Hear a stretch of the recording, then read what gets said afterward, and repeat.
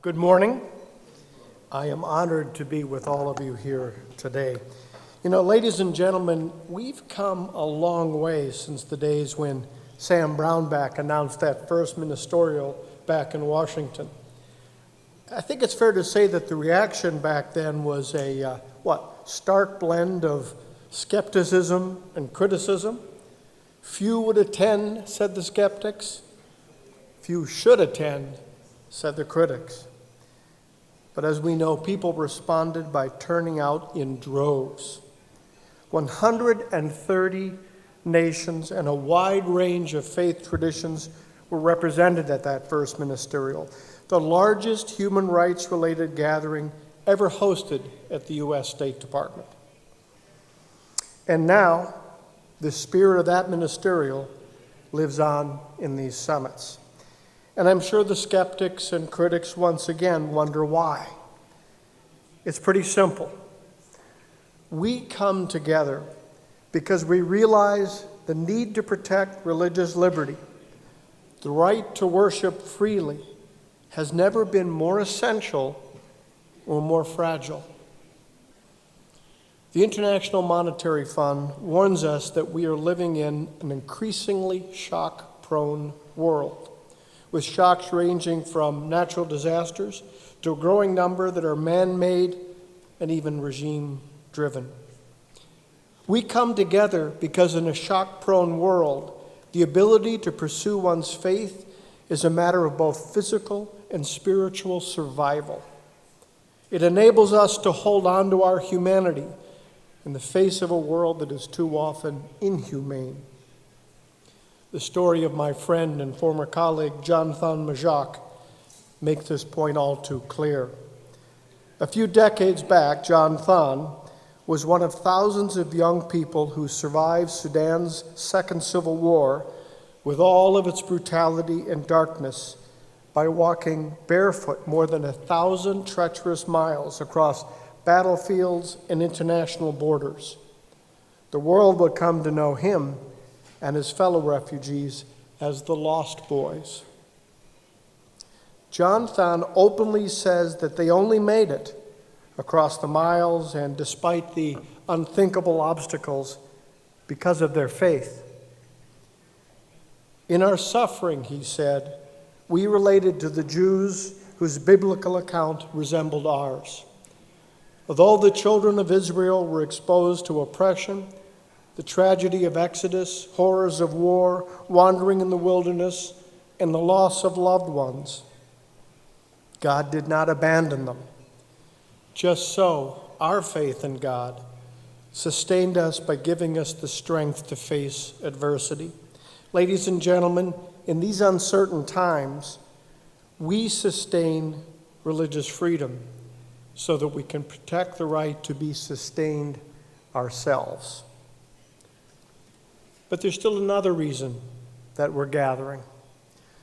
The right to worship openly, the right for people and organizations to hold on to their faith character as they fulfill their purpose, enables us to unlock the vast power of a global faith network, a network dedicated to lifting lives and strengthening communities, a network whose very purpose it is to reach those who have been left behind or left out. Its members seek not money or glory or even thanks. They only seek to answer the timeless call of some of history's greatest teachers and texts. In the Gospel of Luke, the crowds called out to John the Baptist, saying, "What then shall we do?" John answers by saying that whoever has 2 tunics should share with him who has none. Whoever has food should do the same. The Reverend Billy Graham liked to put it simply and directly. God, he said, has given us 2 hands, one to receive with and one to give with. St. John Paul the Great used to say, every generation needs to know that freedom consists not in doing what we like, but in having the right to do what we ought. I sense a common theme there. And of course, it extends well beyond Christian doctrine. Ancient Jewish sages wrote in Talmudic texts that the world depends upon three things: Torah, the law, service to God and others, and acts of loving kindness. Included in the sayings of Prophet Muhammad is the following: "That man is not from me who sleeps contentedly while his neighbor sleeps hungry." Mahatma Gandhi told us the best way to find yourself is to lose yourself in the service of others. And the Dalai Lama has written, "It is the greatest adversity that gives us the greatest potential for doing good, both for oneself and for others."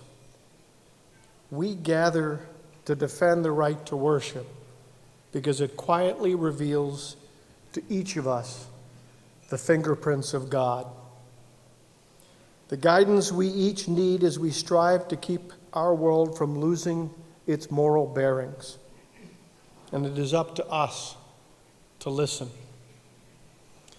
I have been blessed to meet a number of amazing people over the years who quite surely have found those fingerprints of God. Like Maggie Gobran. When I visited Cairo, Egypt in 2019, I encountered the extraordinary work of a humble lady known to millions simply as Mama Maggie. Guided by her Coptic Christian faith, she has dedicated her life to working in some of Cairo's poorest slums, providing health care, education, and hope to vulnerable Christian and Muslim families alike. She is especially known for her work with Cairo's Zabaleen people, known by many others simply as the garbage collectors. When I visited a small center and watched her team teaching street girls the skills of sewing and weaving, instead of diplomatic niceties, she greeted me by washing my feet to emphasize her humility. Mama Maggie's faith calls her to find and preserve each and every person's human dignity. Protecting religious freedom gives her the ability to do so, to bring hope to people in the shadows. We also gather in these summits because sadly there are those who would seek to destroy religious freedom precisely because it offers hope. These forces are hope's enemies. In its most recent Religious Freedom in the World report, Aid to the Church in Need found that 2025 brought grave violations of religious freedom in some 62 countries, together affecting over 5.4 billion people, almost 2/3 of humanity. ACN noted that Article 18 of the Universal Declaration of Human Rights may enshrine freedom of thought, conscience, and religion, but that fundamental right is not only under pressure, it is increasingly disappearing. There are simply too many examples, too many violations against the faithful to begin to cover them here today. And of course, religious intolerance is hardly confined to Africa and the Middle East. The old scourge of anti-Semitism seems to be once again rearing its ugly head in the U.S. and Europe. Violence and threats of violence against Muslims in the U.S.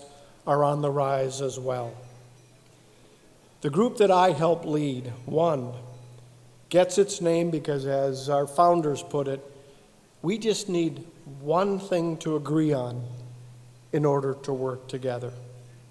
Today, surely, we have one of those points of agreement: the right of people around the world to worship freely, and with it to unlock the power of the faith community to help the most vulnerable among us.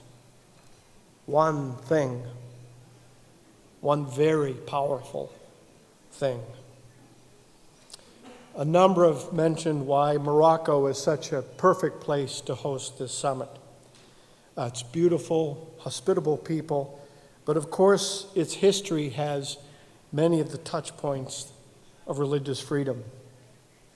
There was a reference earlier to the famous film Casablanca, but of course the backstories in history are far more interesting than anything that could be done in cinema or fiction.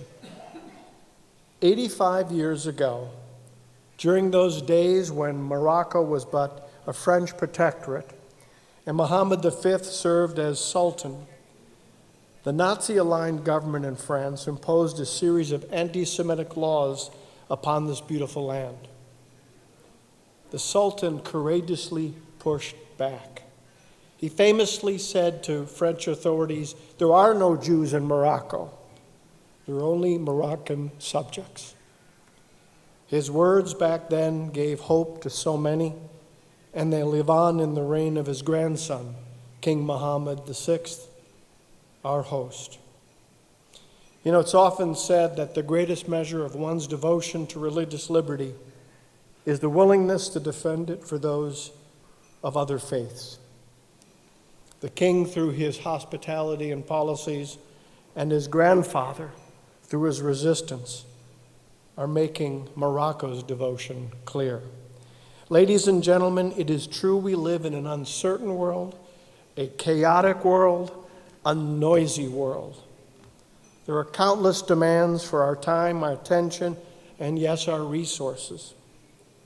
But religious freedom, the right to worship, helps us in those few precious, quiet moments to reflect upon what we have been given and, yes, what we owe. Religious freedom helps us to hear that call from John the Baptist and others, the call to share a tunic with him who has none. Thank you.